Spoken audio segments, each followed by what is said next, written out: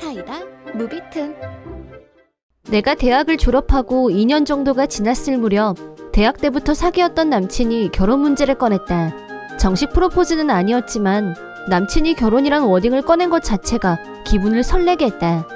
둘이서 상의한 결과 첫 행보로 주말에 남친 집에 인사를 갔고 첫 대면에서 일부러 올 것까지는 없었는데 너 한부모 가정에서 자랐다며? 난 결핍 있는 집안하고 사돈 맺을 생각 없다. 내 아들 배필로 어울리지도 않고 라는 말을 듣고 당황했다. 한부모 가정에서 자란 건 사실이다. 그것도 아빠와 둘이서 살았지만 가정 불화로 이혼한 건 아니었다. 엄마와 아빠는 사이좋은 부부였다. 엄마는 내가 어렸을 때 불의의 사고로 인해 돌아가셨다. 나의 아픈 사연에는 관심도 없고 무조건 한부모 가정이란 이유로 무시하는 행태에 강한 반감이 올라왔지만 참고 듣고만 있었다. 남친은 냉기루 사이에서 그저 당황만 할 뿐 아무 역할도 하지 못했고 다음에 다시 얘기하자고 했다.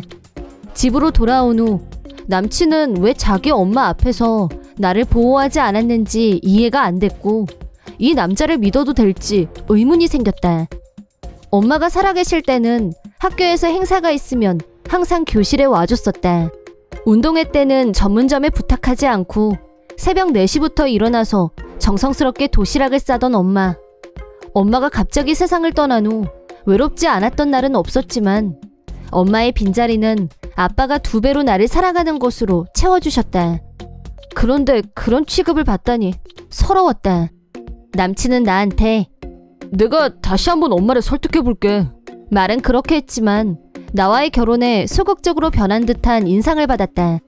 혹시 자기 어머니 반응을 보고 나하고 결혼하는 것에 부담을 느끼게 된 건 아닐까 하는 의심이 생길 정도였다. 한편 나도 한부모 가정이란 이유로 상대 집안에서 결혼을 반대한다는 말을 아빠한테 할 수 없었고 혼자서 고민이 많아졌다. 말은 안 했지만 아빠는 내가 이상하다는 걸 감지한 모양이었다. 아빠는 남친한테 직접 물어봤고 이미 다 알고 있었다. 하지만 그런 사실을 전혀 몰랐던 나는 이 남자와는 인연이 아닌가 보다. 그렇게 마음을 정리하는 단계에 들어갔다. 그러던 어느 날 아빠하고 쇼핑몰에 갔다가 우연히 남친과 남친 어머니를 만나게 됐다. 그러자 남친의 어머니를 향해 아빠가 갑자기 깜짝 놀랄 발언을 했다. 이 여자가 너한테 홀아버지 밑에서 자랐다고 결혼을 반대했다 이거지? 아빠의 평소 모습하고 너무 달라서 놀랍기도 하고 겁도 났지만 고개를 끄덕였다.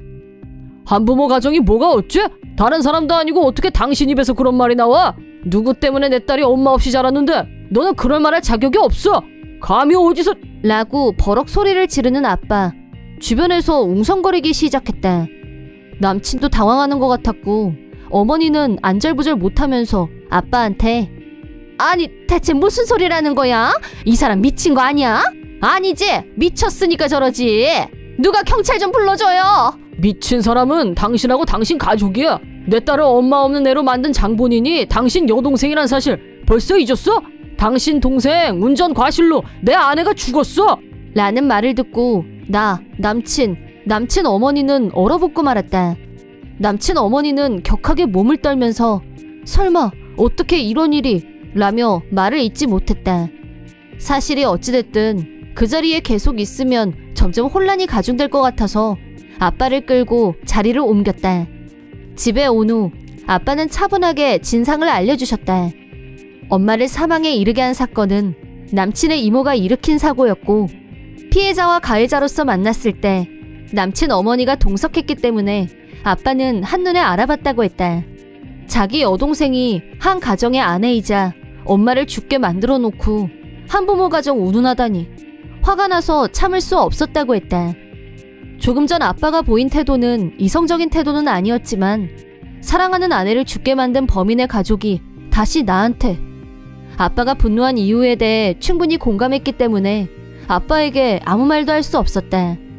남친 어머니도 자기 동생이 사고를 낸 피해자 가족의 딸이 자기 아들의 결혼 상대가 될 줄은 생각지도 못했을 테고 멘붕이 온 것 같았다.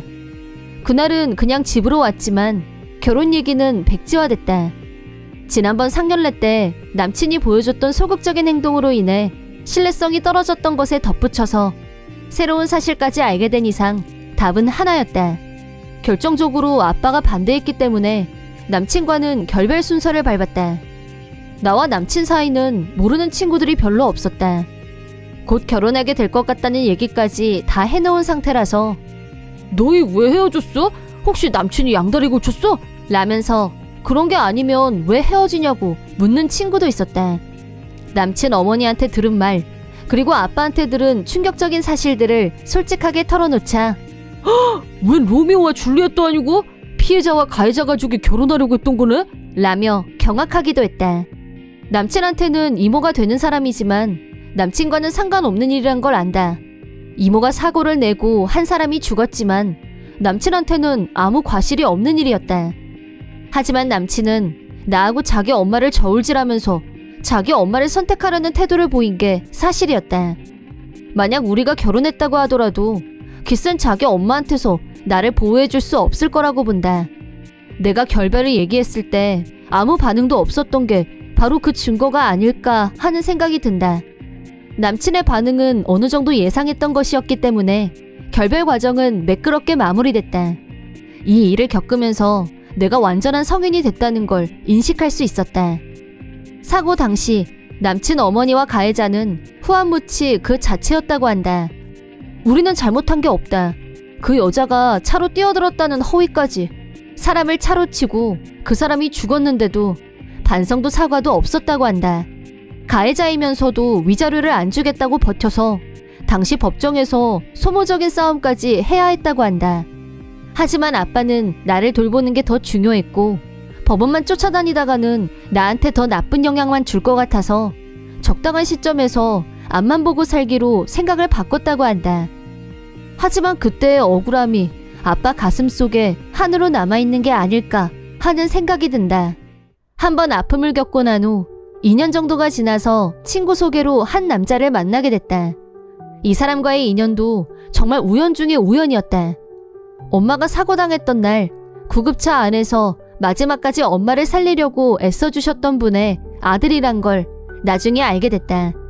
그 사실을 알게 된 건 이 사람과 결혼 얘기가 나오면서 예전에 한부모 가정이 어쩌고 했던 것처럼 또 그런 말을 듣게 되는 것만큼은 피하고 싶었고 미리 사연을 말하다가 이 사람이 그거하고 비슷한 사연을 집에서 들은 적이 있다고 했고 집에 가서 다시 확인해본 결과 그게 우리 엄마였을 가능성이 높다는 걸 알게 됐다. 이런 우연이 있을 수 있는 거야? 라고 아빠한테 바로 말했더니 아직 양가 부모님 상견례를 할 단계는 아니었지만 아빠가 빨리 만나고 싶다고 하셨고 남친 아버지도 마찬가지로 그러자고 하면서 만남이 이루어졌다. 한 음식점에서 양가 가족이 만나는 자리를 마련했는데 아빠가 그때는 정말 감사했다면서 갑자기 눈물까지 보이면서 꾸벅 절을 냈다. 아빠 말로는 그때 담당 의사가 구급대원들이 환자를 살리기 위해 최선을 다했고 마지막까지 환자를 포기하지 않고 애써줬었다는 얘기를 들었다고 했다. 남친의 아버지 역시 아직도 그 사건을 기억하고 있다고 하셨다. 구급대원으로 일하다 보면 온갖 사람들을 다 접하게 되지만 그때 엄마한테 자기 아들 또래의 딸이 있다는 걸 알게 됐고 더욱 감정이입이 되면서 가슴이 많이 아팠었다고 말씀하셨다. 내 아들이 아빠 없이 자란다고 상상하니 억장이 무너졌다면서 말이다. 첫 상견례 자리에서 혼담이 이루어졌다. 의기투합한 두 아버지는 우리 결혼보다 자기들 얘기에 더 빠져들었다. 물론 아빠는 우리 결혼의 대찬성이었다. 양가 집안의 우호적인 관계 속에서 축복받으며 결혼식을 올렸다. 그리고 다음 해에는 건강하고 사랑스러운 남자아이가 태어났다. 아빠와 시아버지는 첫 손자한테 완전히 빠져서 매일 집에 오셨다. 할아버지들 왔다! 라며 항상 손에 뭔가를 들고 오는 손주 바보로 나란히 등극.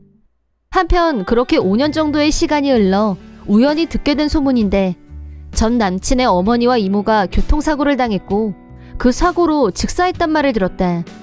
전 남친 어머니와 여동생은 둘이서 차를 타고 나갔다가 졸음운전을 한 트럭에 부딪히면서 즉사했다는 거였다.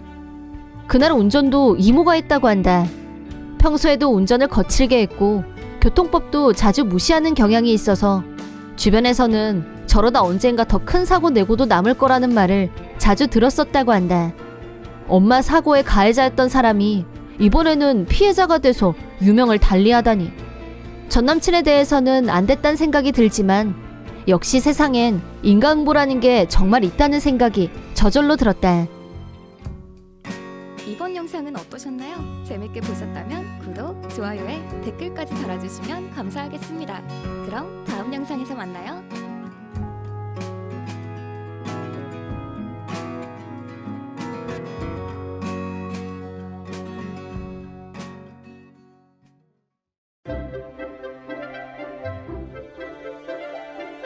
사이다 무비튼.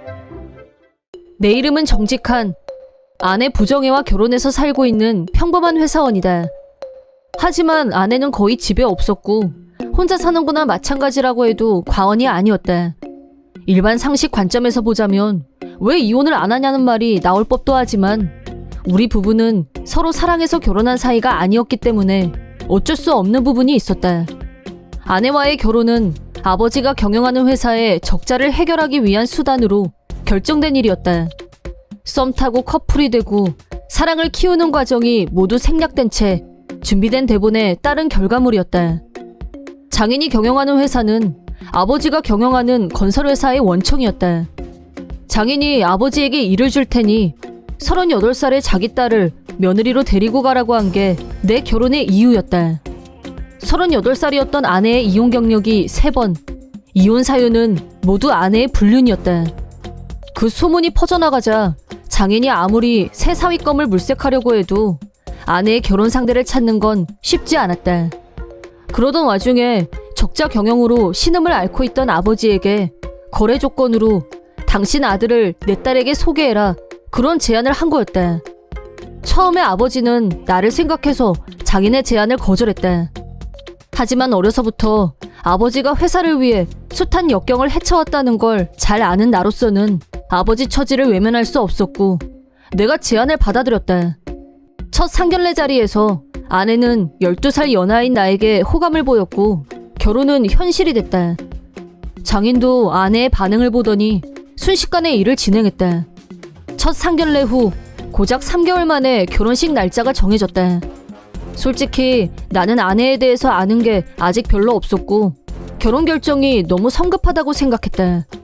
다만 아내는 같이 있을 때 내가 생각했던 것보다 훨씬 편안했고 조금씩 호감이 생기면서 결혼을 받아들였다.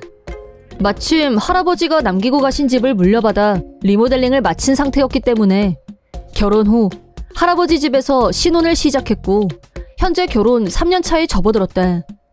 결혼하고 나니 자상했던 아내는 자기 중심적인 본성을 드러내기 시작했다.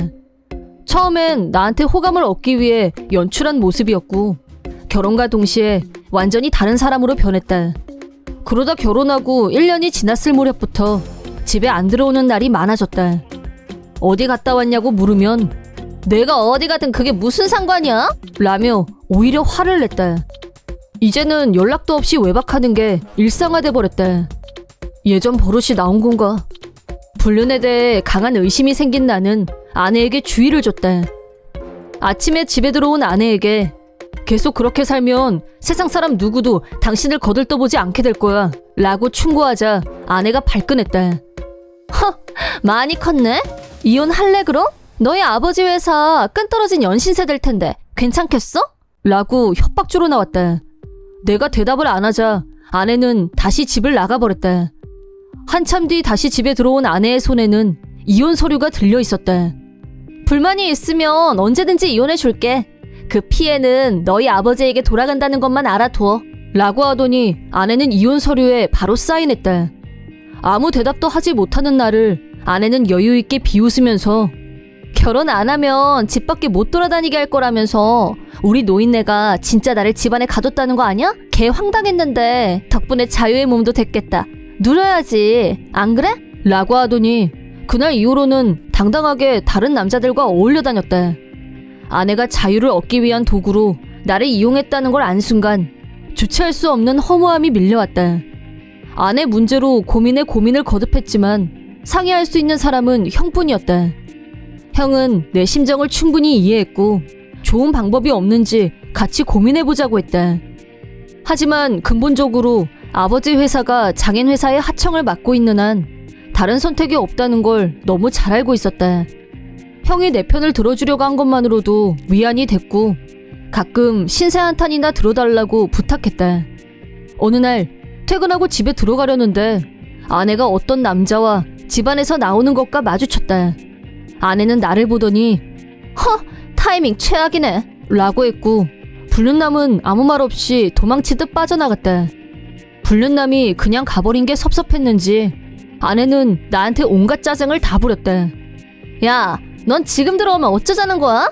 그리고 이런 상황에서는 나랑 상관없는 척 연기를 했어야지 라고 하길래 내 집에서 내가 왜 그런 연기까지 해야 돼? 라고 화가 나서 따지자 아내는 어머, 너 지금 대들었니? 화났다 이거야? 그럼 이혼해. 아빠한테 전화해서 너희 아버지 회사랑 거래 중지하라고 할 거니까 라고 하더니 바로 핸드폰을 꺼내서 장인한테 전화를 걸려고 했다. 내가 필사적으로 그것만은 막으려고 하자 나를 비웃으며 진짜 불쌍한 인생이다. 너 이혼당하고 싶지 않으면 앞으로 조심해 라고 하더니 어디 간다는 말도 없이 나가버렸다. 이건 정말 아니라고 생각한 나는 형한테 심각하게 상의했다. 그러자 형이 너한테 좋은 소식이 있으니까 지금 당장 집으로 와 라고 했다. 어떤 얘기인진 전혀 몰랐지만 무작정 형한테 달려갔다. 집안에는 형수님 아버님이 와 계셨다. 형수 아버님은 종합건설 대기업의 창업자이자 사장님이셨는데 장차 형을 차기 사장으로 임명하겠다고 하셨다는 거였다. 현재 형은 그 회사의 평사원으로 근무 중이었다. 차기 사장으로 임명된 것을 계기로 큰맘 먹고 아버지 회사 문제와 내 문제를 사돈어른께 말씀드린 모양이었다. 사정을 들은 사돈어른은 내 처지를 딱하게 생각하셨고 그런 일이 있으면 더 빨리 말했어야지 라고 하면서 내가 이혼할 수 있도록 도울 수 있는 일은 돕겠다고 하셨다. 한편 사돈어른 말씀으로는 장인 회사는 동종업계에서 평판이 아주 나쁘다면서 최근에는 경영 상태가 상당히 악화된 것으로 알고 있다고 하셨다. 자네 동생 일은 자네가 나서서 돕도록 해.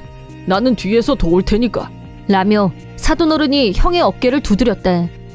형은 차기 사장으로서 첫 번째 임무라고 생각하고 제대로 해결하겠습니다 라고 하더니 나를 보며 활짝 웃어 보였다. 며칠 후 형한테서 연락이 왔다.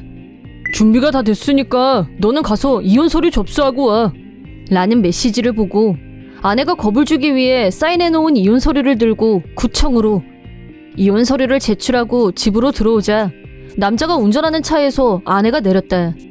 차에서 내리면서 남자와 키스를 나누고 남자의 차가 사라질 때까지 열심히 손을 흔드는 아내. 그 모습을 잠자코 지켜보고 있다가 마침내 뒤를 돌아본 아내와 눈이 마주쳤다.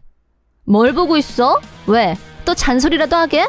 돈 많고 예쁜 여자랑 결혼했으면 이 정도는 당연히 참아야지. 분명히 말했지만 나는 당장 이혼해도 상관없어 라고 했다. 이번에는 나도 당당하게 이혼 서류 고마워. 방금 접수하고 오는 길이야 라고 말하고 시원하게 웃어 보였다. 아내는 뭐라고? 너 뻥이지? 라고 하더니 집 안으로 뛰어들어가더니 이혼 서류를 넣어두었던 서랍을 마구 뒤졌다. 없어. 너 진짜 갖다 냈어? 라고 다시 묻길래 이혼 성립이니까 빨리 이 집에서 나가줘 라고 했다. 너희 아버지 회사 망해도 상관없다 이거니? 라고 발악하는 아내. 걱정은 고마운데 아버지 회사는 이제 장인어른 회사에 기대지 않아도 돼 라고 말해줬다. 이 문제는 형이 나서서 그동안 아버지가 장인 회사에서 하청받았던 일보다 더 큰 프로젝트를 맡겼기 때문에 아버지는 더 이상 장인 회사에 기대지 않아도 될 만큼 안정을 얻었다. 이혼할 수 없었던 이유에서 완전히 해방된 나는 비로소 자유의 몸이 됐다. 내가 자유의 몸이 된 사실을 알게 된 아내는 네 맘대로 그걸 접수하면 어떡해? 쓰레기! 난 절대 여기서 못 나가! 라고 버티기 작전으로 나오는 아내에게 어디로 가든 당신 자유지만 이 집에서는 나가줘야겠어. 그리고 불륜에 대한 위자료 청구해야 돼서 좀 전에 장인어른한테 내용 증명 제출하고 왔어 라고 하자 아내는 완전 맹분 상태가 됐다. 때마침 장인이 우리 집으로 들이닥쳤다. 너 또 바람 피우고 이혼당한 거냐? 이게 지금 몇 번째인 줄 알아? 넌 앞으로 집에서 한 발자국도 못 나갈 줄 알아? 라고 하더니 아내를 억지로 끌고 갔다. 며칠 후 장인은 위자료를 내 통장에 입금했다. 장인의 강한 분노를 산 전 아내는 다시는 불륜을 못하도록 자택 감금을 명령받았다고 한다. 심지어 핸드폰도 몰수당하고 강제적 은둔형 외톨이 상태라고 하는데 핸드폰조차 없으면 어장관리도 못할 테고 전 아내 부정의 입장에서는 그런 지옥이 따로 없을 거다. 그리고 얼마 안 돼서 능력자 형의 등장으로 장인 회사는 실적에 타격을 입었고 경영이 악화되기 시작. 1년 후에는 부채만 잔뜩 떠안고 장인 회사는 도산 위기에 처하고 말았다. 그 결과 전처 부정의 가족들은 모두 파산했다. 전에 살던 저택에서 야반도주나 다름없이 가족 전체가 이사를 했고 지금은 시골 어디 구석에 박혀서 남들 눈에 안 띄게 살고 있다고 한다. 모르긴 해도 앞으로 전처가 남자들을 가지고 노는 일은 불가능할 것 같다. 한편 나는 이혼 후 경영의 활기를 찾기 시작한 아버지 회사에서 일하게 됐다. 현재 수입도 안정적인 편이다. 앞으로 아버지와 함께 더욱 회사를 공고히 하기 위해 최선을 다해 일할 생각이다. 나를 위기에서 구해준 형에게 감사의 마음과 함께 만약 형한테 힘든 일이 생겼을 때 구원투수로 나설 수 있는 든든한 동생으로 성장하는 게 현재 나의 목표이다. 이번 영상은 어떠셨나요? 재밌게 보셨다면 구독, 좋아요에 댓글까지 달아주시면 감사하겠습니다. 그럼 다음 영상에서 만나요.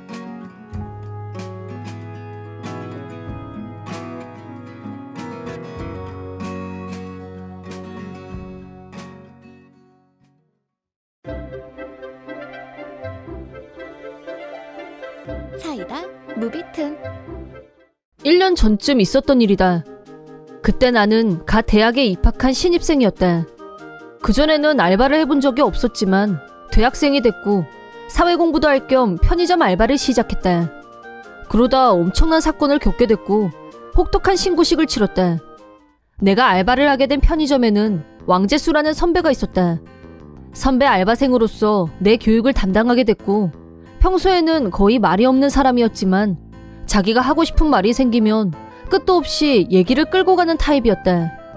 관심 없는 얘기를 듣는 일이 고문이란 걸 배웠지만 선배이고 스케줄이 겹치다 보니 엔진이 발동하면 적당히 이해하고 장단을 맞췄다. 왕재수가 펼치는 마라톤 수다의 주제는 자기 여친이었다. 왕재수 여친은 검은 생머리에 얼짱급 미모라고 했다. 솔직히 남의 여친에 대해서는 전혀 관심이 없었지만 신나서 떠드는 왕재수를 향해 아, 네, 그래요. 정말요? 뭐 이 정도 리액션을 하면서 재미있게 듣는 척 연기했다. 그날은 알바가 없는 날이어서 나는 집 근처에 있는 패밀리 레스토랑에 갔다. 평소에도 자주 가는 곳이었는데 리포트 작성을 하기도 하고 밥도 먹고 하는 곳이다. 나는 늘 앉던 자리에 앉아서 메뉴를 살피고 있었다. 그러다 화장실에 가려고 하는데 낯익은 얼굴이 앉아있는 게 보였고 조금 가까이서 보니 역시 왕재수였다. 앞자리에는 여자가 앉아있었는데 말로만 듣던 그 여친인가 하고 살짝 관심이 생겼다. 화장실에 가려면 그 자리를 반드시 지나가야 했기 때문에 모르는 척하고 가면 안 되겠지 하는 순간 왕재수와 눈이 마주쳤고 어쩔 수 없이 인사를 했다. 하지만 그 순간 뭔가 분위기가 이상하다는 생각이 들었다. 왕재수한테 여친분하고 데이트하는 중이셨나봐요? 하고 무심코 말을 건넸을 뿐인데 맞은편에 앉아있던 여자분이 울면서 나한테 아니에요. 전 이 사람 여친 아니에요. 라면서 절규하는 걸 보고 에? 목미? 당황스러웠다. 여자분은 나한테 심지어 도와달라고 했다. 진짜 뭐야. 멘붕 오기 직전까지 갔는데 옆자리에 누가 봐도 조폭 조직원으로 보이는 남자가 대뜸 나한테 너하고는 상관없는 일이니까 빨리 꺼져줄래? 라고 했다. 하지만 여자분은 나한테 가지 말아달라고 울면서 매달리는 상황. 어떻게 해야 할지 전혀 감이 오지 않았지만 일단 화장실에 가서 냉정을 다시 찾기로 했다. 심호흡한 뒤 생각을 정리해봤다. 여자분이 하는 말의 진위는 알 수 없으나 뭔가 문제가 생긴 건 틀림없는 사실로 보였고 화장실에서 경찰에 신고했다. 그러고 나서 다시 왕재수 테이블 앞을 지나가는데 여자분은 여전히 도와달라는 눈빛을 나한테 보냈다. 곧 경찰이 올 거라는 계산을 머릿속으로 하면서 시간을 좀 벌어볼 생각으로 용기를 내서 지금 무슨 얘기를 하던 중이었냐고 질문을 던졌다. 그러자 조폭 같은 남자가 왕재수와 여자분이 돈을 빌려간 후 갚지 않아서 교육하는 중이었다고 말했다. 그러자 여자분은 아니에요, 전 몰라요 라며 나한테 결백을 주장했다. 누구 말이 맞는 건진 전혀 판단이 안 됐고 왕재수는 무슨 이유인지 몰라도 입을 꾹 다물고 있었다. 돈 없는 남자랑은 손절이란 건가? 그런 생각도 들었지만 여자분의 표정이 너무 절박해 보였다. 그 표정만큼은 도저히 거짓으로 보이지 않아서 갈등하는 사이 다행히 경찰이 도착했다. 경찰이 신고한 사람 맞으시냐고 묻길래 그렇다고 대답했다. 경찰은 우선 조폭 같은 남자를 레스토랑 밖으로 데리고 나갔다. 조폭 같은 남자는 나 아무 짓도 안 했어 라며 반항했지만 경찰은 능숙하게 남자를 제압했다. 경찰이 왕재수도 같이 연행해 갔기 때문에 나하고 여자분 둘만 남게 됐고 나는 무슨 사정인지 들어보기로 했다. 최면의 이름도 모르고 대화를 하는 게 뭐해서 이름을 말한 후 왕재수와 같은 편의점에서 알바를 하는 사이라고 설명했다. 그러자 여자분은 자기 이름은 소심이라고 소개한 후 사건이 벌어진 경위에 대해 설명했다. 얘기를 듣다 보니 놀라지 않을 수 없었다. 왕재수가 자기 여친이라며 장황하게 얘기하던 당사자 소심이 씨는 왕재수랑 사귀는 사이도 아니고 얘기를 해본 적도 한 번도 없다고 했다. 그런데 왜 같이 있었냐고 묻자 좀 전에 길거리를 걸어가고 있는데 갑자기 왕재수가 오더니 빈 문제로 할 말이 있다고 했다는 것이었다. 소심이는 아버지 없이 엄마하고 어렵게 사는데 어머니가 자기를 대학에 보내기 위해 돈을 빌렸다는 걸 알고 있었기 때문에 빚쟁이가 빚 독촉을 하러 온 줄 알고 순순히 따라온 거라고 했다.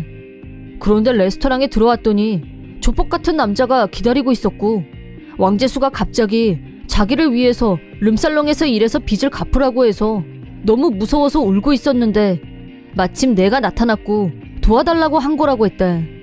갑자기 이게 다 무슨 소리인지 너무 황당해서 그 말을 그대로 다 믿을 수가 없었다. 하지만 소심이의 눈빛은 진실이라고 믿게 만드는 무언가가 있었다. 일단은 양쪽 얘기를 다 들어볼 생각으로 이번엔 왕재수 얘기를 들어보기로 했다. 다음 날엔 왕재수와 알바 스케줄이 겹치는 날이어서 소심이는 사귀다니 말도 안 되고 본 적도 없는 사이라고 하는데 어떻게 된 일이냐고 돌직구로 물어봤다. 그리고 나는 왕재수란 남자가 얼마나 악마인지 그 실체를 알게 됐다.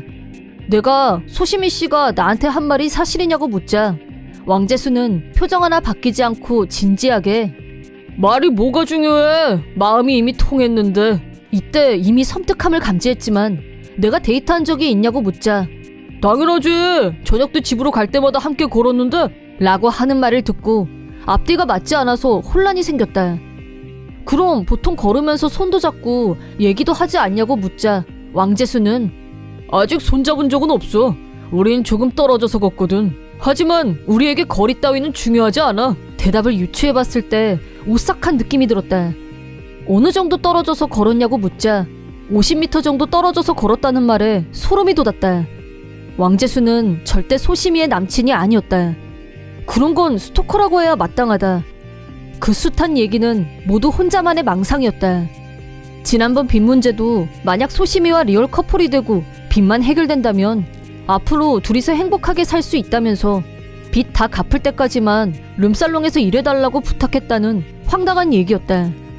내가 그 빚은 소심이 씨랑 전혀 상관없는 돈이지 않냐고 하자 사귀는 사이면 빚도 당연히 공유하는 거라는 헛소리를 들으며 왕재수의 뇌 구조를 이해하는 건 불가능하다고 생각했다.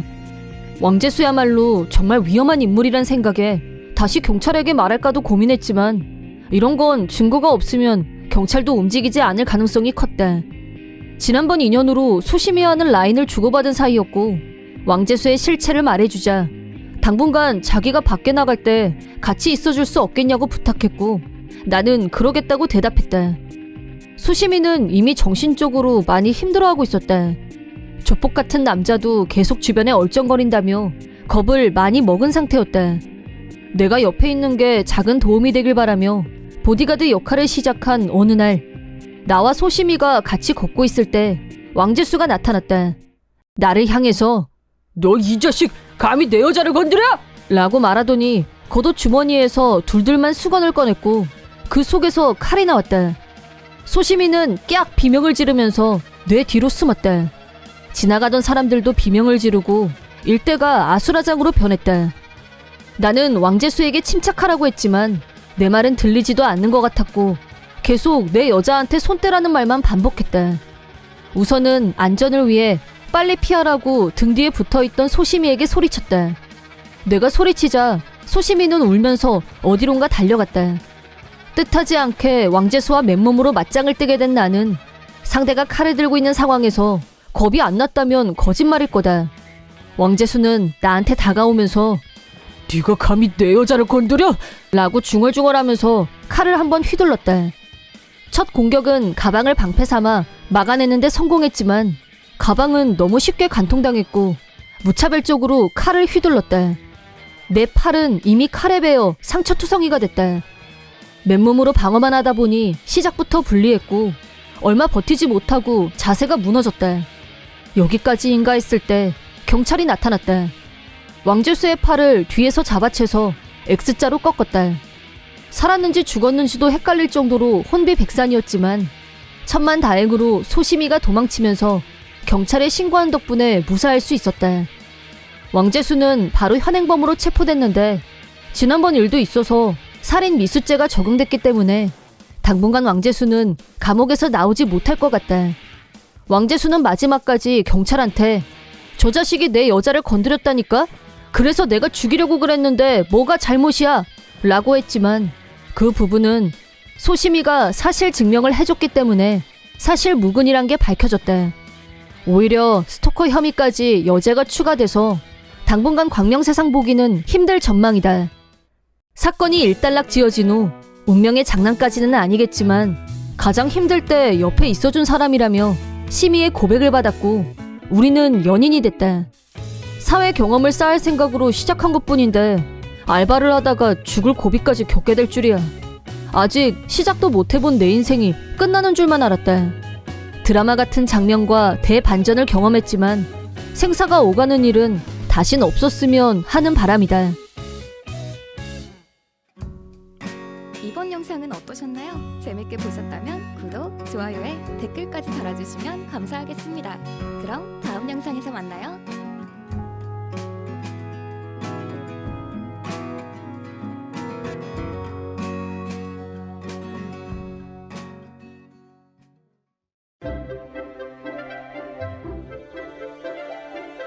사이다 무비튼.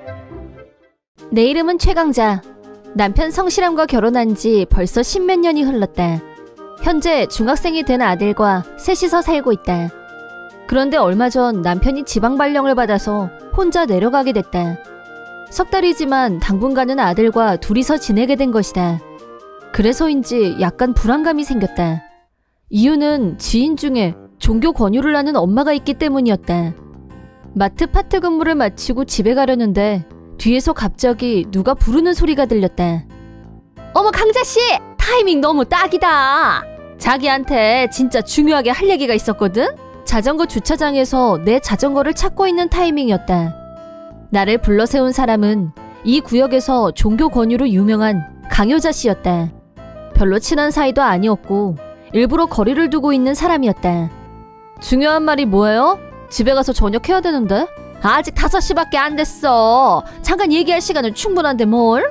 강효자는 내 자전거 앞을 가로막는 위치에 서 있었고 무시하고 지나갈 수 없는 상황이었다. 그럼 딱 5분이에요. 무슨 얘긴데 그래요? 자기 지금 행복해? 내가 대답하려고 하자 갑자기 손을 뻗어서 말을 막았다. 무리하지 마. 말로 안 해도 다 느껴져. 우리 교주님처럼 영적이진 않지만 나도 독심술은 조금 있거든? 강효자 씨는 눈을 감더니 영적 교류라도 시작한 것 같았다. 이제 보인다. 자기 지금 엄청 불안해하고 있지? 이유는 남편이 지방에 가 있기 때문에. 내 말 맞지? 틀린 말은 아니지만 나랑 친한 사람한테 흘려들었다면 충분히 사전에 알만한 내용이었다. 하도 한심해서 대꾸도 안 했는데 강효자는 눈을 반짝이고 있었다. 그래서 뭐 하자는 거니? 집에 가고 싶다. 소문으로 들었던 것보다 훨씬 더 허접했다.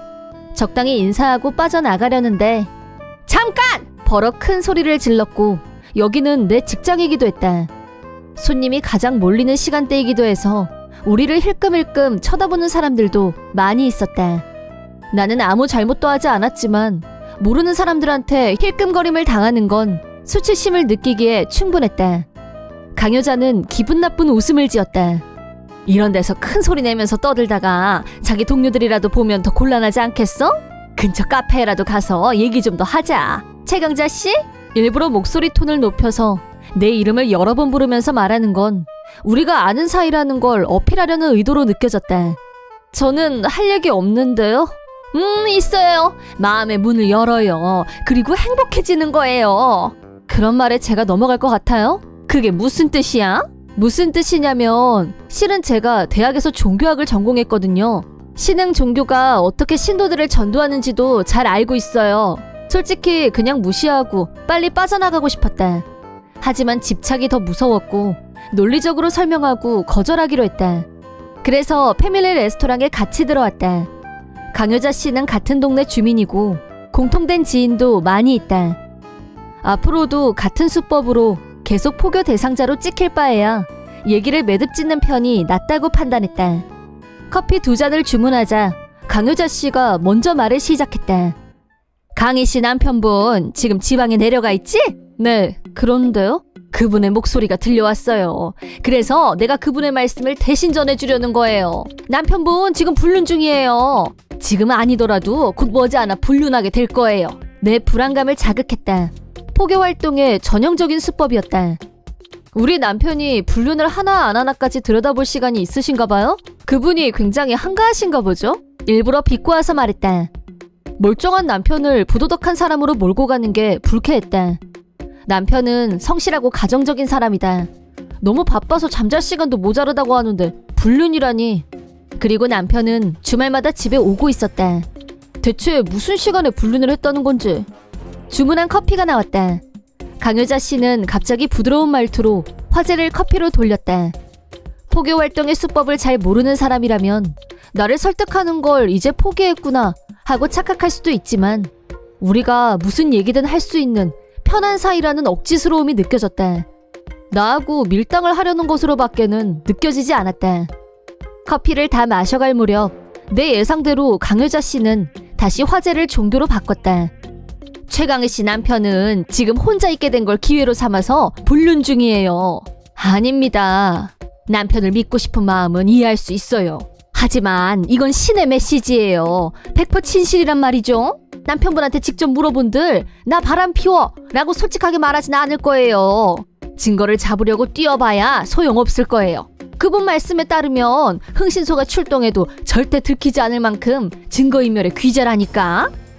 이쯤 되면 강여자 씨가 남편이 지방에 내려간 후에 나한테 접근한 이유를 알 것 같았다. 그걸 내 약점으로 잡고 불안감을 자극하려는 의도. 포교 활동의 기본인 건 알겠지만 몹시 불쾌했다. 나는 질문을 던졌다. 강여자 씨 종교는 뿌리가 뭐예요? 불교?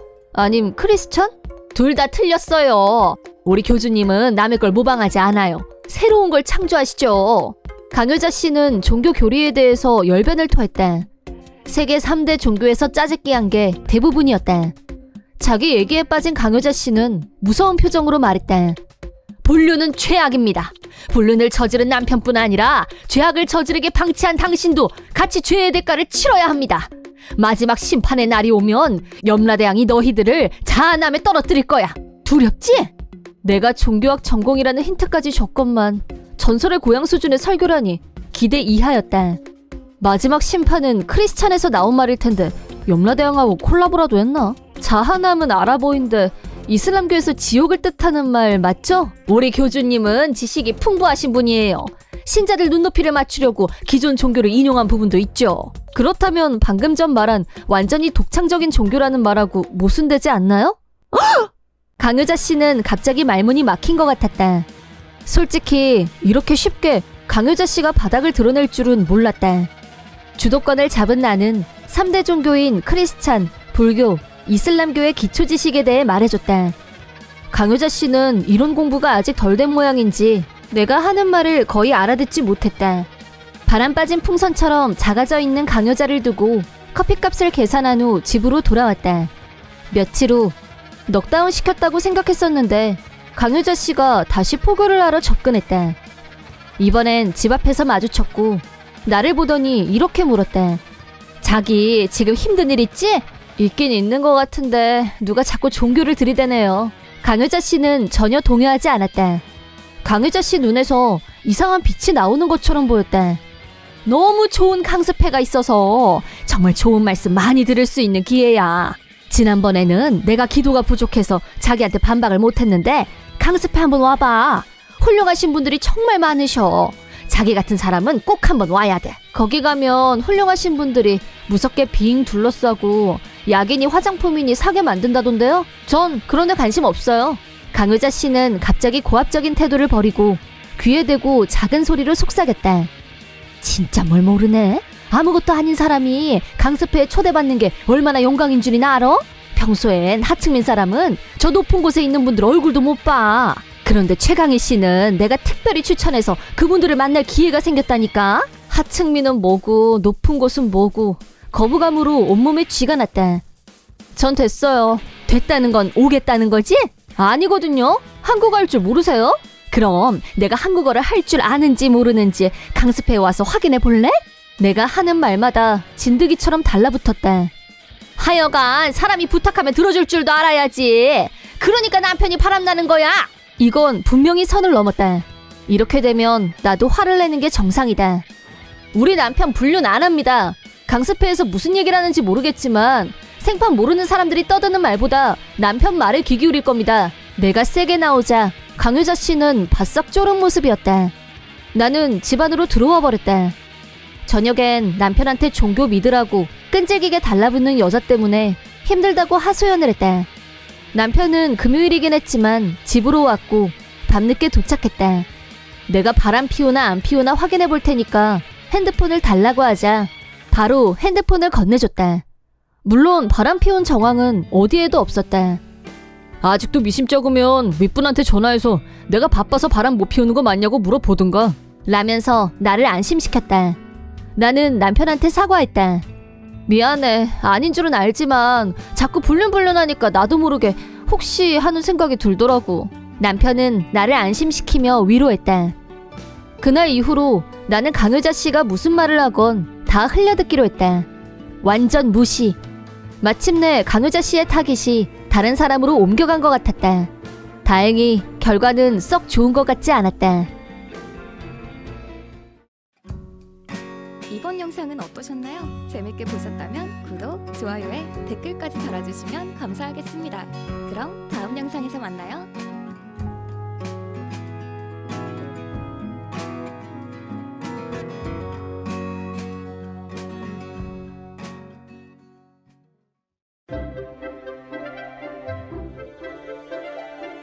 사이다 무비튼. 내 이름은 주장이, 남편 한진상.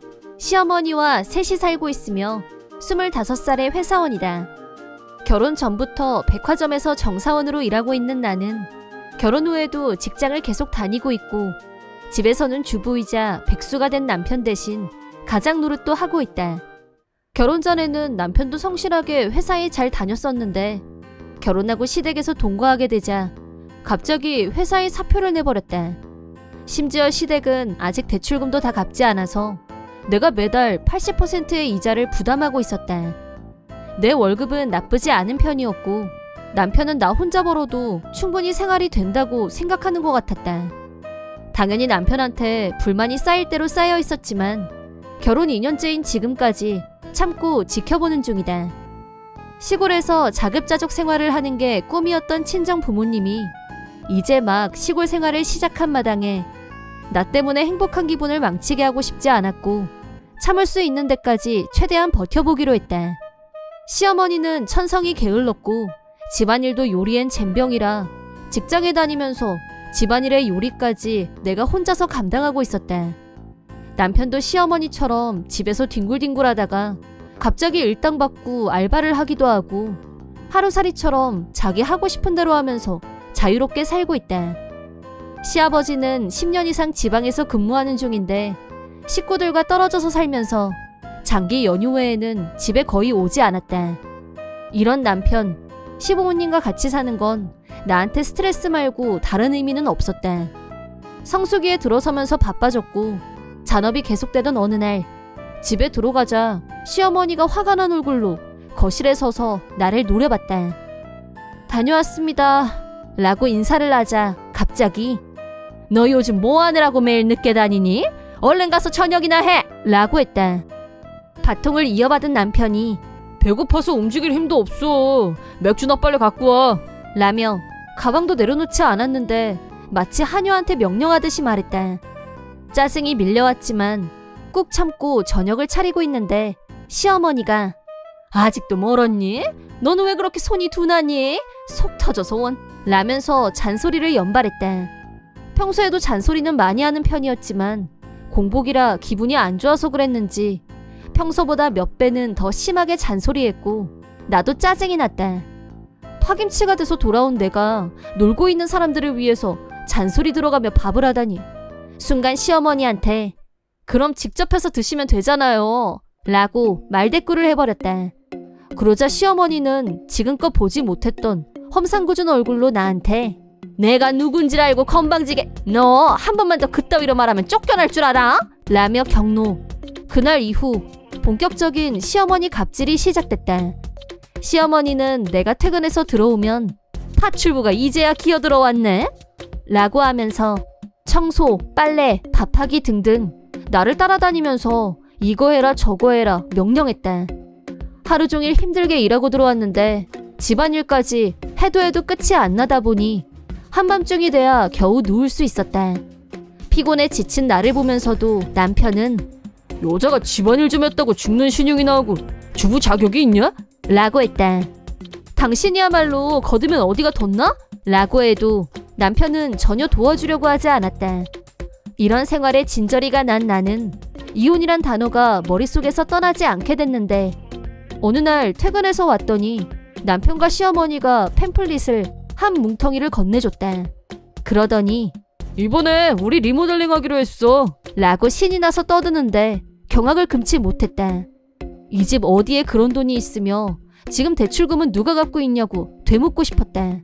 그런 와중에 시어머니가 돈 문제는 부탁한다 라고 당연하다는 듯이 말했다. 순간적으로 뭐요? 라고 하자 남편과 시어머니가 동시에 시집 왔으면 남편 시댁에 봉사하는 마음으로 살아야지. 싫으면 이 집에서 나가. 라고 제법 세게 나왔다.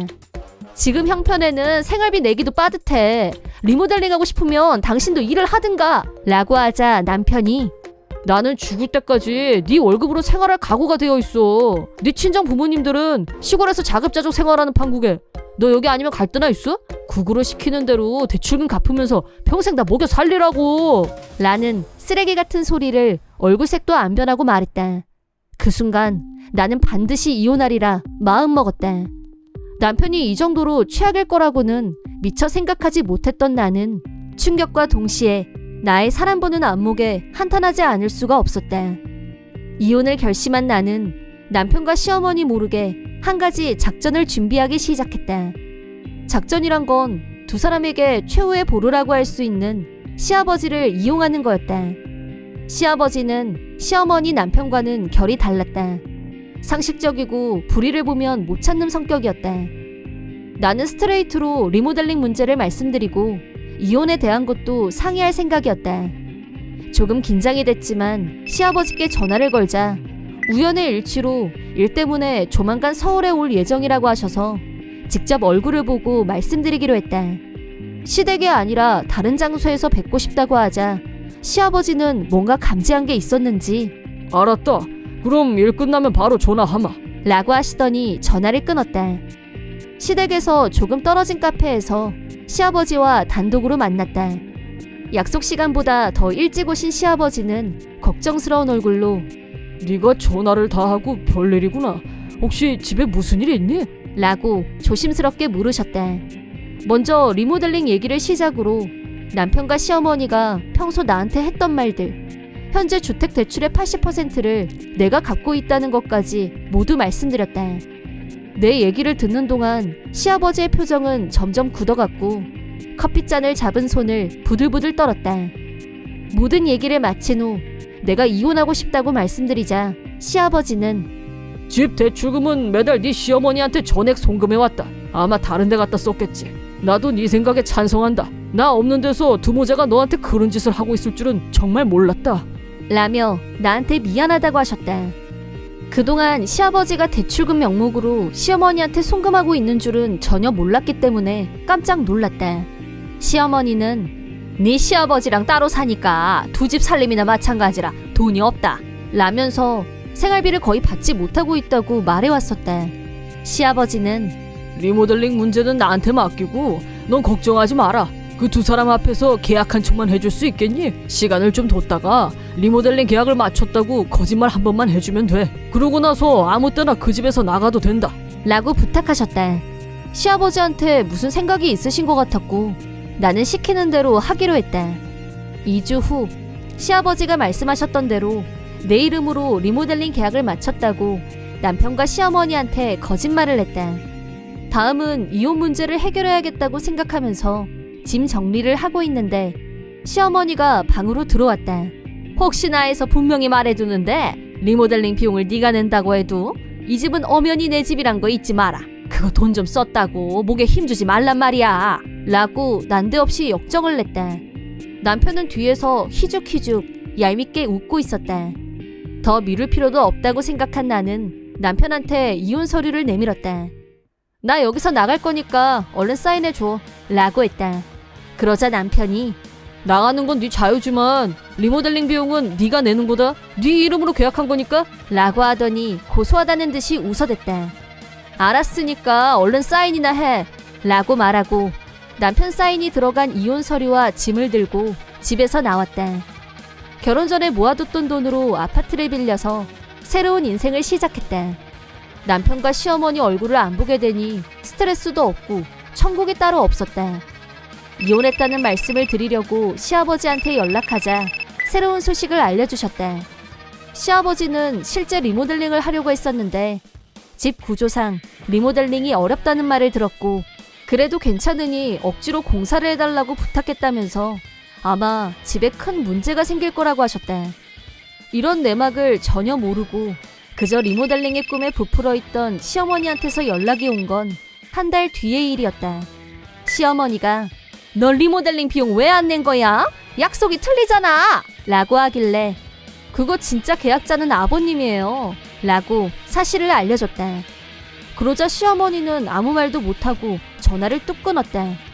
그 후 격노한 시아버지는 시어머니한테 이혼을 요구했고 각종 대출금을 모두 남편과 시어머니가 갚게 만들었다. 지방에서 혼자 살고 계신 시아버지는 집은 필요 없으니 남편과 시어머니에게 양도하겠다고 하고 연을 끊으셨다. 그 뒤 리모델링이 끝나고 대출금 등 비용을 청구받으면서 시어머니 연금만으로는 생활이 어려워지자 남편이 마침내 알바를 시작했다. 하지만 반년도 지나지 않아서 무리해서 리모델링을 한 부작용으로 집이 한쪽으로 기울기 시작, 살 수가 없게 됐다. 허름한 아파트로 이사갈 수밖에 없게 된 남편과 시어머니에게 남은 것은 거액의 대출금뿐이었다. 그동안은 시아버지한테 받은 돈으로 잘 살았지만 시어머니는 순식간에 빈민으로 추락하자 현타가 왔는지 정신병을 얻고 말았다. 그런 게 바로 자업자득이다.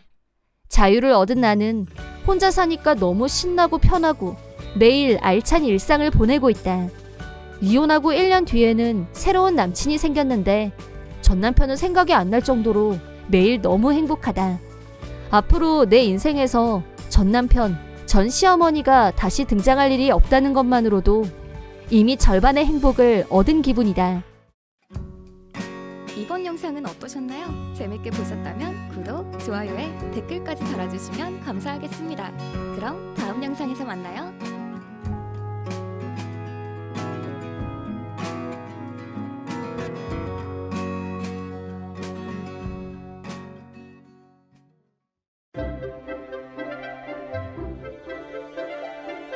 사이다 무비튼. 5년 전 남편이 병으로 세상을 떠났다. 남편이 떠났을 때 나에게는 아직 태어난 지 몇 달밖에 되지 않은 딸아이가 있었다. 친정 부모님을 일찍 여인 나는 남편마저 젊은 나이에 세상을 떠나자 앞으로 어떻게 살아야 할지 두려움이 앞섰고 눈앞이 캄캄했다. 그런 상황에서 시부모님이 나만 괜찮다면 같이 사는 게 어떻겠냐고 하셨다. 다른 좋은 인연이 나타나면 그때 다시 생각하고 그래야 딸아이를 키우지 않겠냐면서 말이다. 시부모님은 남편이 살아있을 때부터 나를 아껴주셨다. 이미 친정 부모님이 안 계신 나로서는 시부모님이 친부모님이나 다름없었다. 남편이 세상을 떠난 후 시부모님과도 멀어질 수 있다고 생각하니 이 세상에 정말 혼자만 남은 기분이었다.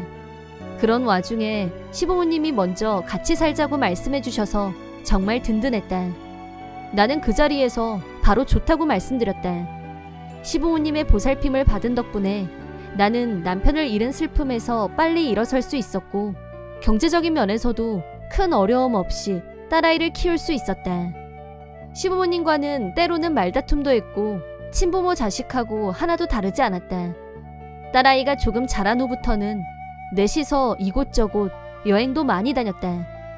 남편과 딸아이가 찍은 사진보다 시부모님과 우리 모녀 넷이서 찍은 사진이 더 많아졌다. 소소한 행복을 쌓아가며 딸아이는 5살이 되었고 그러던 어느 날 시누이 부부가 찾아왔다. 시누이 부부가 경영하던 회사가 얼마 전 부도가 나는 바람에 살 곳이 없어져서 온 거라고 했다. 갈 곳이 없으니 여기서 살게 해달라고 시부모님께 부탁 중이었다. 문제는 과거 시누이가 여러 번 문제를 일으켰다는 점이었다. 내가 남편하고 결혼하기 얼마 전 시누이가 시부모님 돈을 훔쳐서 집을 나간 뒤 행방을 감추는 바람에 소식도 모르고 있었다. 그동안 추석, 설 이런 명절에조차 한 번도 찾아오지 않았었다.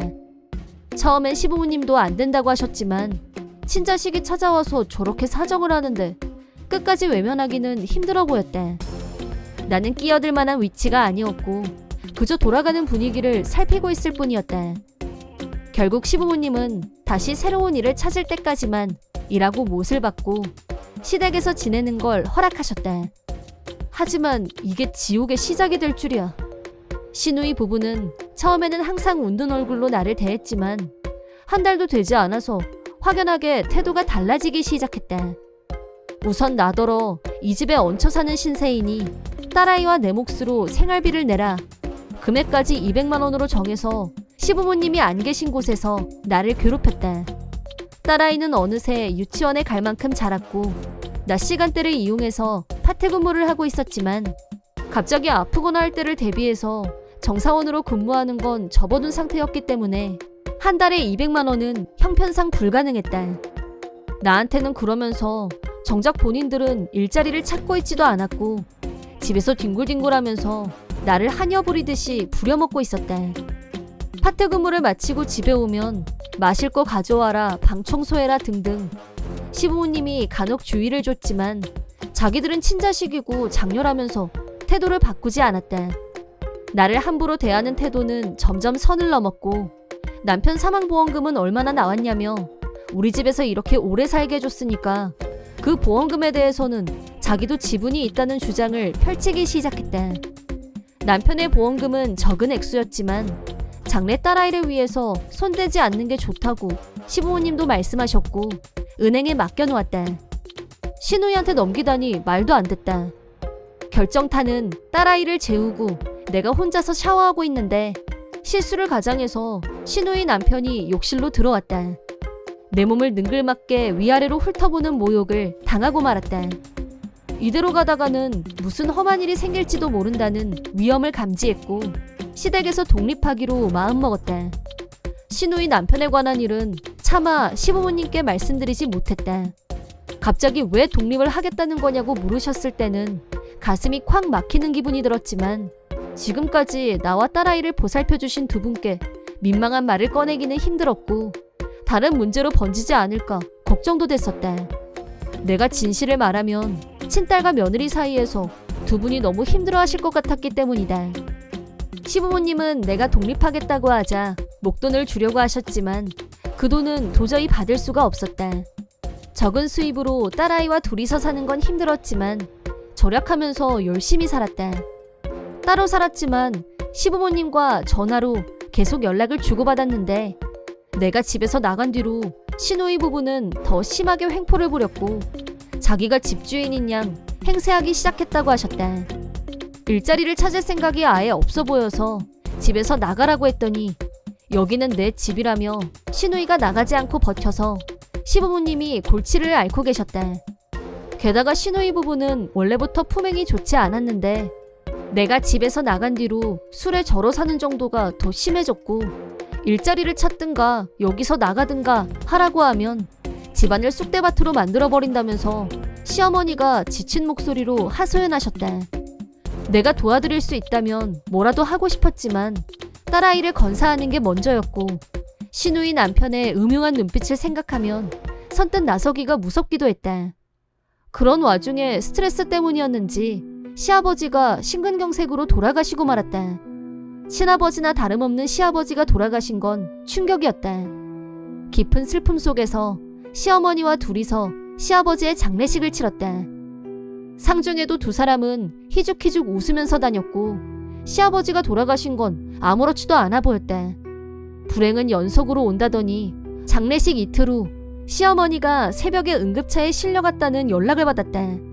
나는 서둘러 병원으로 달려갔다. 시어머니 말씀으로는 2층에 있는 침실에서 화장실에 가려고 나왔다가 계단에서 발이 미끄러져서 아래로 굴러떨어졌다는데 중상을 입은 상태였다.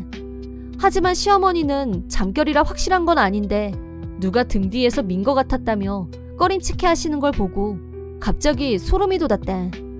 시아버지가 돌아가신 후 시어머니에게 유산이 상속됐다는 건 시누이 부부가 누구보다 더 잘 알았다. 그리고 만약 시어머니에게 무슨 일이 생긴다면 그 재산은 모두 외동딸인 시누이가 차지하게 된다. 시누이 부부라면 그걸 노렸을 수도 있다는 생각이 들었다. 자기 아버지 장례식에도 제대로 참석하지 않은 걸 보면 사람보다 돈이 먼저인 사람들이 분명했다. 시어머니가 입원해 계신 동안 나는 시댁에 가서 갈아입을 옷도 챙겨오고 시어머니 시중을 들었는데 시누이 부부는 병원에 얼굴 한번 비추지 않았다. 심지어 구급차도 시어머니가 직접 불렀다고 하셨다. 시어머니도 본능적으로 위험을 감지하셨는지 시누이가 있는 한 집에 가고 싶지 않다고 하셨다. 그 두 사람은 얼굴도 보고 싶지 않다고 치를 떠셨기 때문에 퇴원 후에는 내가 살고 있는 아파트로 모시기로 했다. 한편 두 사람은 시어머니가 비상금으로 모아두신 현금을 집안 어디에서 발견했는지 그 돈을 들고 여행을 가고 없었다. 차라리 잘 됐다고 생각한 나와 시어머니는 두 사람이 없는 사이에 거사를 치르기로 했다. 이미 시어머니는 그 둘과 계속 같이 사느니 집을 팔고 실버타운이라도 들어갈까 생각 중이었다고 하셨다. 그래서 두 사람이 집에 없는 동안에 일단 집안에 있는 가구며 짐을 모두 처분하고 팔지 않을 것들은 창고를 빌려서 보관해두고 집을 내놓기로 했다. 그러자 집은 오래돼서 별 가치가 없었지만 위치가 워낙 좋은 자리여서 그랬는지 내놓자마자 사겠다는 사람이 나타났고 가격도 만족스러웠다.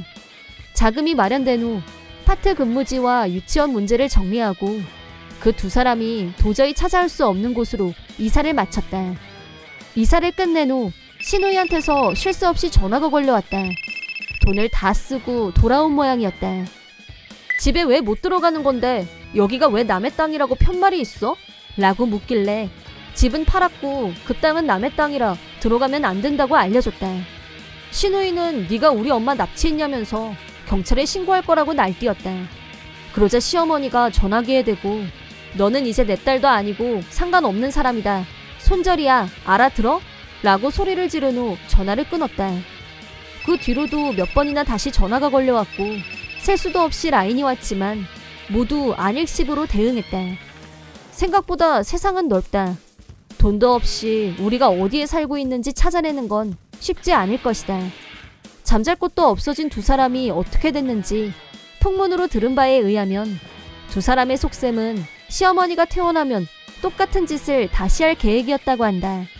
시아버지에 이어 시어머니도 돌아가시면 유산이 굴러들어올 테고 당분간 흥청망청 놀고 먹을 수 있다며 손뼉을 치고 좋아했고 시어머니 비상금으로 만족 못하고 은행에서 돈을 빌려서 그 돈으로 놀러 다니는 중이었다고 한다. 그 결과 지금 두 사람은 잠잘 곳도 없고 남은 건 1억에 가까운 빚뿐이었다. 그 둘에게 남은 동아줄은 시어머니에게 살려달라고 라인으로 호소하는 것뿐이었다. 나한테는 너 우리 엄마 어디로 빼돌렸어? 당장 데려와! 내가 이 집 딸이야! 우리 부모님 돈은 다 내 돈이야! 라고 음성 메시지를 남겨놨지만 아마 평생 다시 볼 일은 없을 것이다.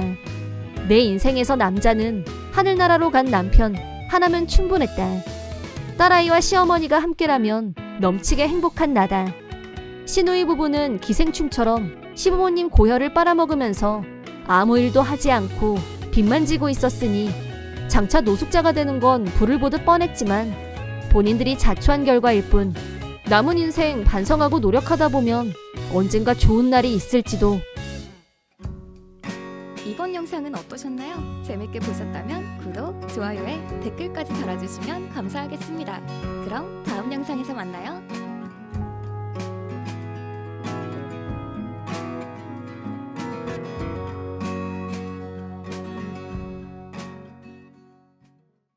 내 이름은 하나이. 같은 고향 출신인 왕진상과 고향분 소개로 만나서 결혼했고 남편 회사 일 때문에 결혼 후 고향을 떠나 대도시로 오게 됐다. 달랑 부부 둘이지만 도시라 그런지 물가가 만만치가 않았다. 돈 아껴 써. 라고 남편이 하도 강조를 해서 장을 볼 때는 자동차가 아니라 자전거를 이용했다. 그런데 장을 보고 집에 가다가 졸음 운전을 하는 자동차에 부딪히고 말았다. 나도 연일 파트 근무며 집안일에 피로가 겹쳐서 판단력이 흐려진 건지 미처 피하지 못했다. 불행 중 다행으로 사고의 책임은 명확하게 상대 쪽에 있었기 때문에 금전적인 손해를 볼 일은 없었다. 입원을 하게 돼서 남편한테 갈아입을 옷을 가져다 달라고 부탁했다. 내가 집에 가서 입원에 필요한 물건들을 챙겨올 상태가 아니어서였다. 그런데 최근 2, 3일 남편하고 전혀 연락이 닿지 않았다. 겨우 연락이 닿아서 안심했는데 남편은 다짜고짜 소리부터 질렀다. 넌 진짜 눈치 없다. 내가 일부러 안 받는 걸 말로 해야 하냐? 지금 일하느라 바쁜 거 몰라? 그 정도는 말로 안 해도 알아야지. 바쁜 건 다 아는데 갈아입을 옷 정도는 병원에 가져다 줄 수 있지 않아?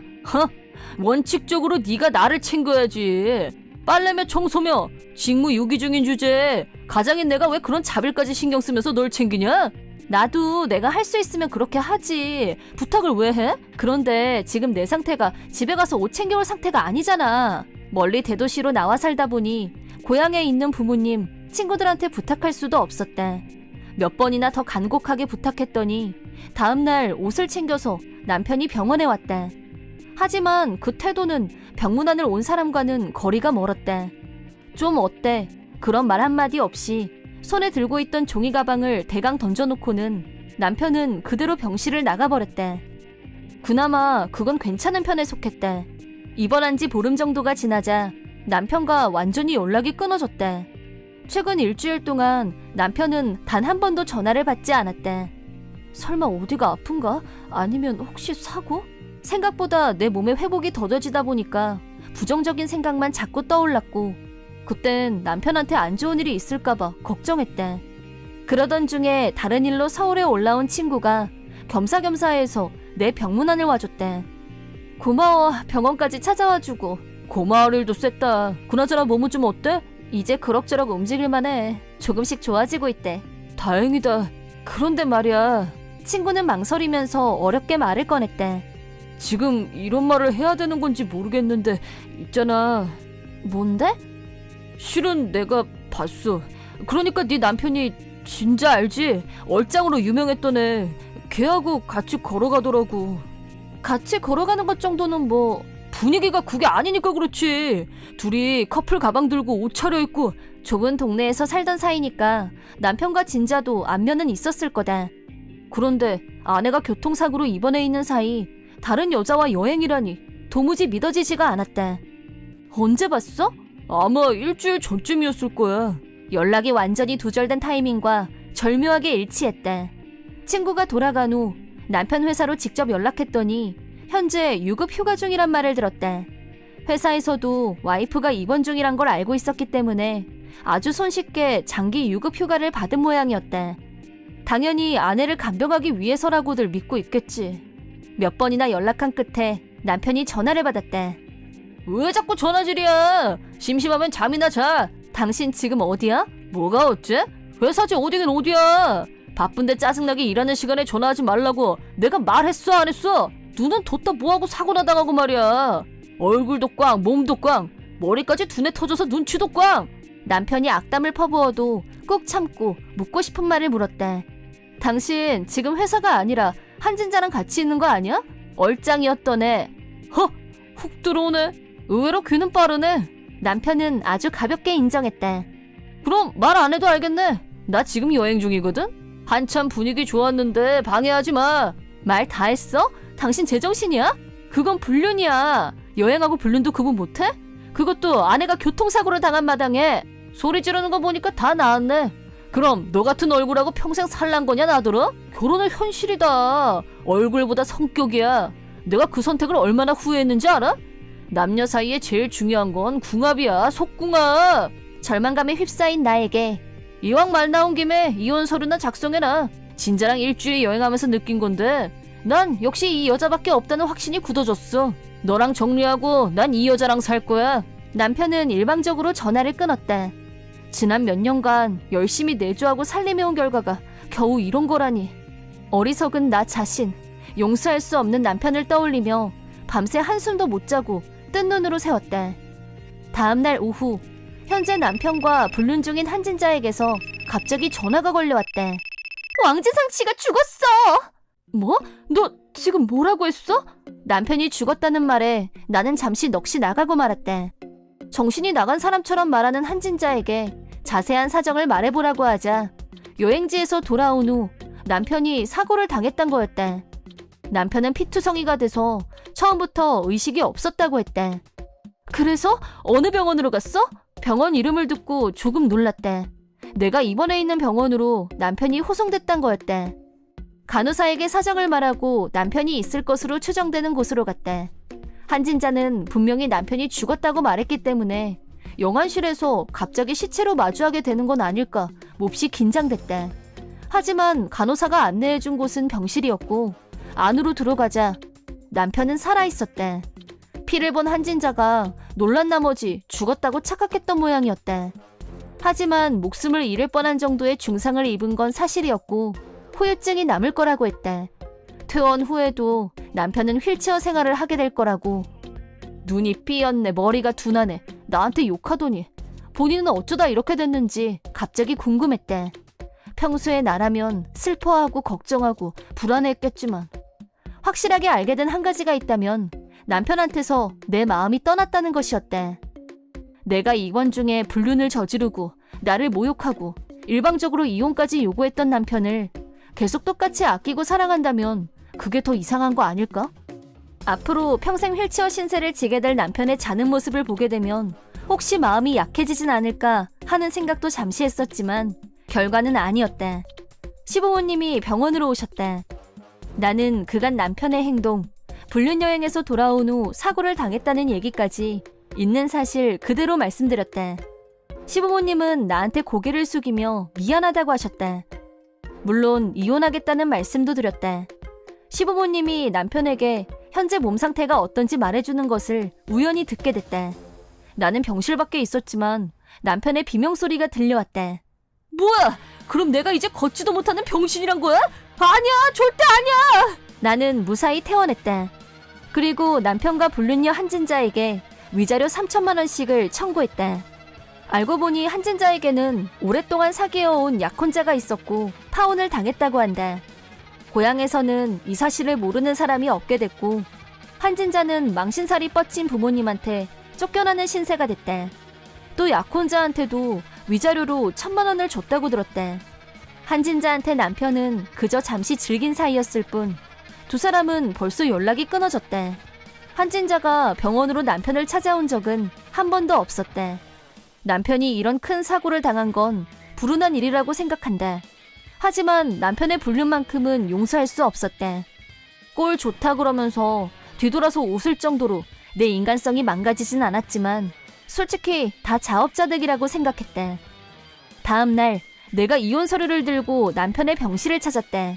내가 병실에 들어가자 남편이 야, 너 왜 사람 전화를 안 받아? 남편이 자그마치 입원을 했는데 병문안은 매일 꼬박꼬박 와야지. 갈아입을 옷도 없고 필요한 거 챙겨야 될 거 아니야. 당신 입에서 그런 말이 나오니까 참 신선하다. 당신은 내가 입원했을 때 병원에 몇 번이나 왔었어? 갈아입을 옷? 필요한 거? 챙겨준 적 있었어? 나도 지지 않고 따졌다. 당신은 내가 병원에서 혼자 치료받고 아파하고 있을 때 자그마치 불륜을 저질렀어. 침착하고 대화로 풀자. 나도 사실 반성하고 있어. 나도 내가 몸이 이렇게 되고 나니까 알겠더라고. 역시 나한테 제일 소중한 사람은 너야. 나 불륜 같은 거 다시는 안 할게. 너 좋은 여자잖아. 불구의 몸이 된 남편을 버리고 그럴 사람은 아니잖아. 응? 내 말이 맞지? 진짜 양심이 없구나. 당연히 내 선택은 이혼이야. 나는 이혼 서류를 남편에게 내밀었다. 먼저 이혼 서류 준비하라고 한 사람은 당신이었어. 나는 왕진상과 이혼했다. 전 남편은 퇴원 후 회사에 복귀했지만 자포자기 심정이 됐는지 회사에서 무리를 일으키고 해고당했다고 한다. 휠체어 생활을 하게 된 전 남편은 나한테 직접 찾아오는 게 쉽지 않았고 대신에 징징거리는 문자를 하루도 안 빼고 수도 없이 보내오길래 차단해버렸다. 그 후로는 아무 연락도 오지 않는다. 시부모님은 남편이 나한테 위자료 3천만 원을 반드시 내게 하겠다고 메시지를 보내오셨다. 전 남편은 현재 앉아서 할 수 있는 알바 일을 하고 있다고 한다. 내 이름은 소신이. 중소기업에서 사무직으로 일하는 평범한 24살의 회사원이다. 나보다 2살 많은 남친이 있고 얼마 전 남친과 약혼을 했다. 나의 약혼자 한정상은 자상하고 차분한 성격으로 본가에서 부모님과 셋이서 살고 있고 형제는 없다고 했다. 그런데 결혼식이 정해지고 우리 둘이 같이 살기 시작하면서 결혼식 청첩장을 하객들에게 거의 다 보낸 후 뜬금없이 누나라는 여자한테서 편지가 한 통 도착했다. 편지에는 정상이에게 라고 여자여자한 필자를 보고 처음엔 이 남자한테 이런 편지를 보낼 여자가 있다는 게 이상하게 느껴졌다. 남친에게 편지를 전해주면서 누구야? 라고 묻자 동공지진을 일으키며 누나야 라고 대답했다. 어떻게 된 거냐고 다시 묻자 사실은 3살 위인 누나가 한 명 있는데 6년 전 그럴 만한 이유로 부모님께서 절연을 했다고 했다. 누나는 남자 관계가 복잡했고 숱하게 남자를 바꿔가며 연애를 했다는데 그러다 23살에 임신을. 문제는 애 아빠가 누군지 몰랐다는 거. 그 당시 동시에 3남자를 사귀었기 때문에 누나는 그 중에서 가장 수입이 좋은 남자를 애 아빠로 정했다. 하지만 그런 얄팍한 계획은 곧 들통이 났고 3남자 모두에게 외면을 당하게 되자 돈 한 푼 없이 곤란해진 누나는 부모님이 노후 자금으로 저축해놨던 돈을 훔쳐서 자취를 감췄다고 한다. 그러다 2년 후 불쑥 애를 데리고 집에 나타났다는데 가족들 중 아무도 환영하지 않았고 다시 손절하고 내보냈다고 한다. 남친은 누나한테서 연락이 올 거라고는 전혀 생각해본 적도 없었다는 반응이었는데 절연한 후 독하게 마음먹고 주변에도 자긴 형제가 없다고 말해왔다고 한다. 봉투를 열고 편지를 둘이서 같이 읽었는데 내용을 보고 둘이서 동시에 소리를 질렀다. 편지에는 누나가 5살이 된 자기 아들에게 네 아빠는 이 사람이야 라면서 남친 사진을 보여줬다는 내용이 쓰여 있었고 그래서 누나 아들은 외삼촌인 남친을 친아빠로 알고 있다고 했다. 편지 마지막에는 가까운 시일 내에 자기 아들을 데리고 만나러 오겠다고 쓰여 있었다. 자다가 봉창이라더니 남친도 편지를 읽고 상당히 열이 받은 것 같았고 부모님 생각도 극진해서 부모님께 막대한 피해를 안긴 누나를 절대 용서할 생각이 없다고 했다. 그러면서 누나가 하는 말은 무시해도 상관없다며 편지를 쓰레기통에 던져버렸다. 그 뒤로는 누나한테서 편지가 오지 않았고 드디어 우리의 결혼식 날이 다가왔다. 결혼식 당일 신부 대기실에서 화장을 마치고 긴장된 마음으로 앉아 있었는데 제일 먼저 우리 부모님이 찾아오셨다. 아빠는 이미 감격 모드로 눈시울이 붉어져 있었다. 아빠는 할아버지 때부터 시작된 공장을 가업으로 물려받으셨는데 내가 외동딸이라 아빠 뒤를 이을 후계자가 없었다. 하지만 내가 결혼하겠다고 했을 때 대릴 사위를 드릴 생각도 없고 원치 않는다면서 공장 경영을 물려받을 필요도 없고 우리만 행복하게 잘 살면 된다고 말씀하셨다. 남친은 아빠의 후계자가 되는 게 싫은 건 아니지만 대학을 졸업하고 원하던 직장에 취직했는데 갑자기 다른 일을 하는 건 좀 아닌 것 같다며 우선은 지금 하고 있는 일을 계속하고 싶다고 했대. 그래서 후계자 문제에 대해서는 차차 생각해보기로 결론을 내렸대. 우리 생각을 먼저 존중하고 우리 입장에서 이해하시려는 아빠에게 남친도 감사하다고 했대. 아빠가 눈시울을 붉혀가며 우리 딸 잘 부탁하네. 라고 하자 신랑은 네! 하고 진심을 담아 대답했대. 결혼식이 시작됐고 처음엔 아무 문제 없이 순조롭게 진행되고 있었는데 시기 중간쯤 진행됐을 때 엄청난 사태가 벌어지고 말았대.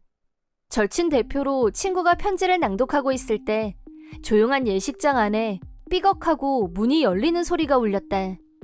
그 자리에 있던 하객 전원의 시선이 문 쪽으로 향했고 거기에는 처음 보는 여자와 어린아이가.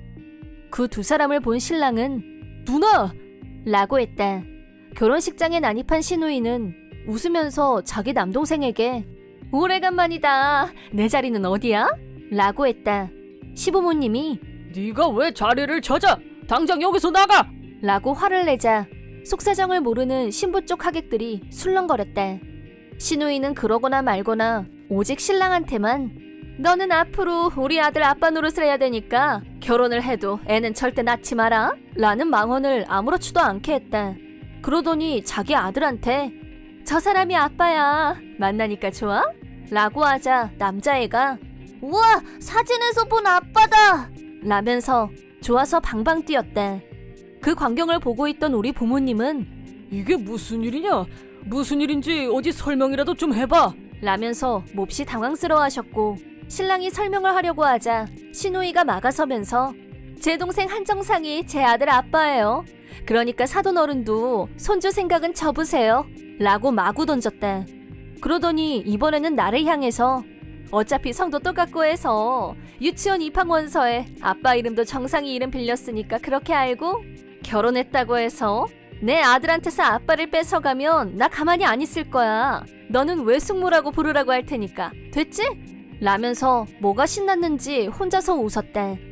그러자 평소에 조용하고 차분한 신랑이 내가 보는 앞에서 처음으로 소리를 질렀다. 그만해! 무슨 권리로 남의 결혼식을 엉망으로 만드는 건데? 당장 여기서 나가! 라고 신랑이 화를 내자 그제야 시누이도 조용해졌다.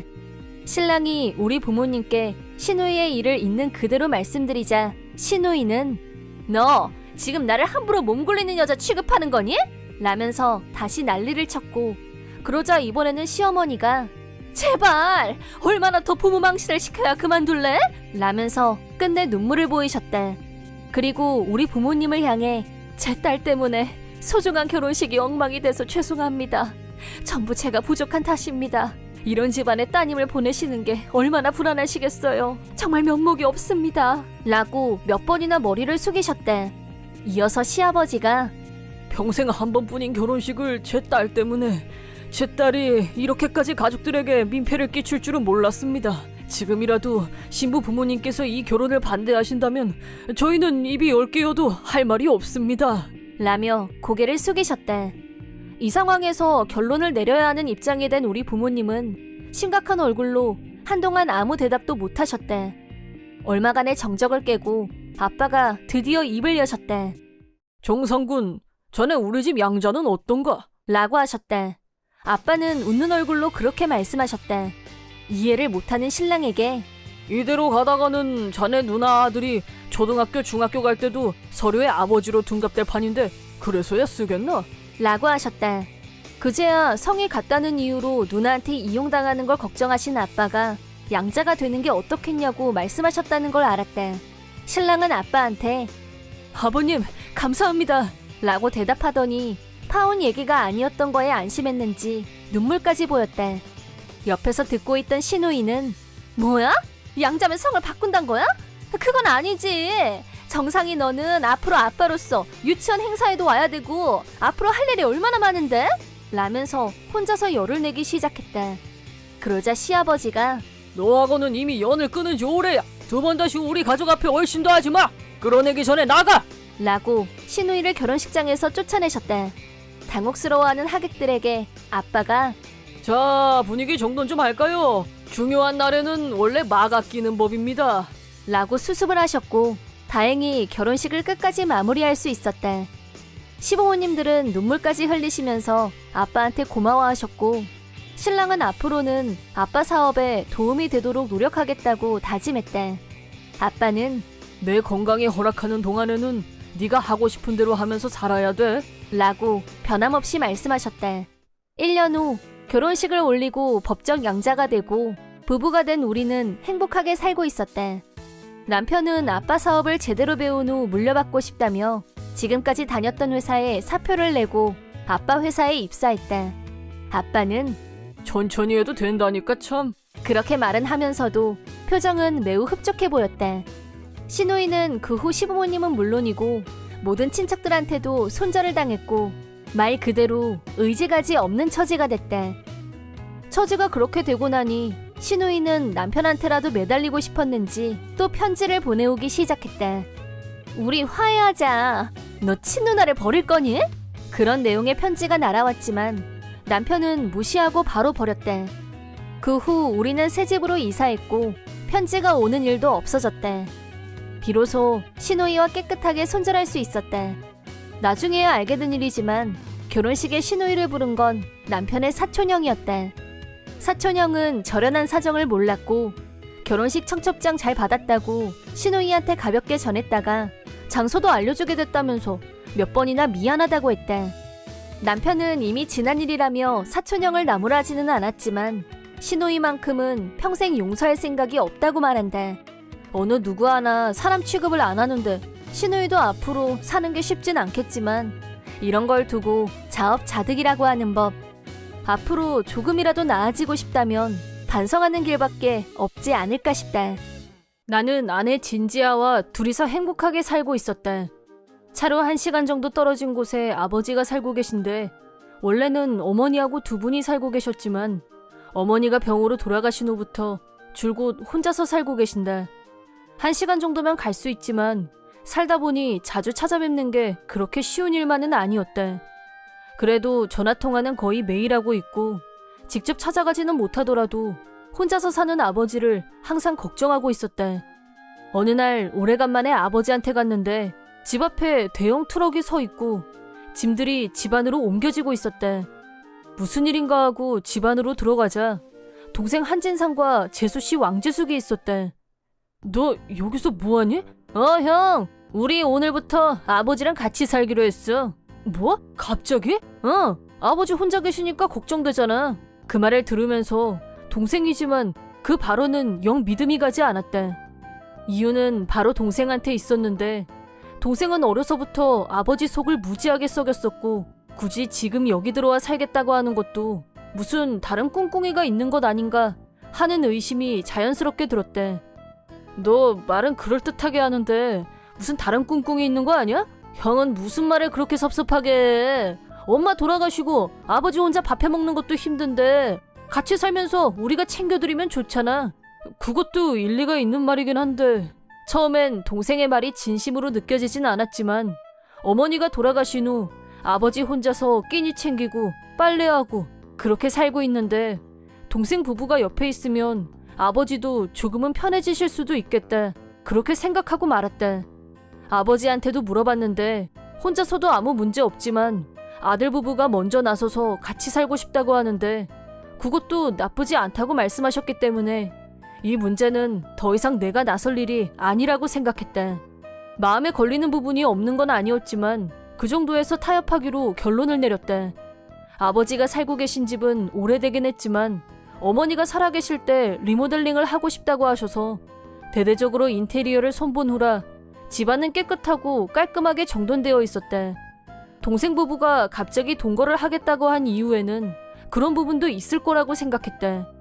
어쨌든 아버지가 허락한 일인 이상 내가 더 이상 왈가왈부할 문제는 아니라는 판단도 들었고 모처럼 집에 오긴 했지만 이삿짐이 왔다 갔다 하는 어수선한 상황에서 아버지랑 깊은 얘기를 나누는 것도 힘들었고 다음에 다시 오겠다고 하고 집으로 왔다. 물론 나도 아버지 걱정을 안 한 건 아니었지만 직장 문제로 아버지와 같이 사는 건 물리적으로 힘들었다. 그리고 한동안은 회사 일이 바빠서 정신없이 지냈는데 그러던 어느 날 아내 지아가 임신한 사실을 알게 됐다. 이 기쁜 소식을 아버지에게도 빨리 알려야겠다고 생각했지만 평소처럼 전화가 아니라 이런 일일수록 얼굴을 보면서 해야 한다는 생각에 오래간만에 아버지 댁으로 가기로 했다. 집에 도착해서 현관문을 열고 들어간 순간 벌어진 입이 다물어지지가 않았다. 어머니가 돌아가신 후에도 집은 언제나 깨끗하게 정돈되어 있었고 어머니가 살아계셨을 때와 별 다를 바가 없었는데 발 디딜 틈 없이 쓰레기 봉투가 널려 있었고 싱크대에는 설거지거리가 넘쳐났다. 방치한 음식물 쓰레기는 벌레 소굴로 변신. 이게 다 뭐야? 서둘러서 아버지 방으로 갔는데 거기에는 아버지 짐은 한 개도 없고 동생 부부 짐들로 점령되어 있었다. 이게 무슨 사태인지 우선 아버지가 지금 어디에 있는지 찾아다니다 공원 벤치에 혼자 앉아 계신 아버지를 발견했다.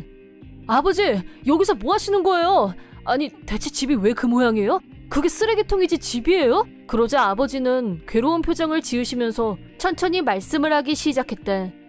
동생 부부가 이사를 온 후 처음 얼마간은 아무 문제 없었지만 재수씨 왕재숙은 얼마 지나지 않아 집안일을 하나도 하지 않았고 오히려 어지럽히기만 하고 아버님, 아무것도 안 하실 거예요? 청소는 좀 해주시죠? 라고 하더니 동생 부부는 밖으로 놀러 다녔다. 처음엔 아버지가 열심히 청소를 했지만 아무리 깨끗하게 치워도 그 두 사람이 들어오면 반나절도 지나지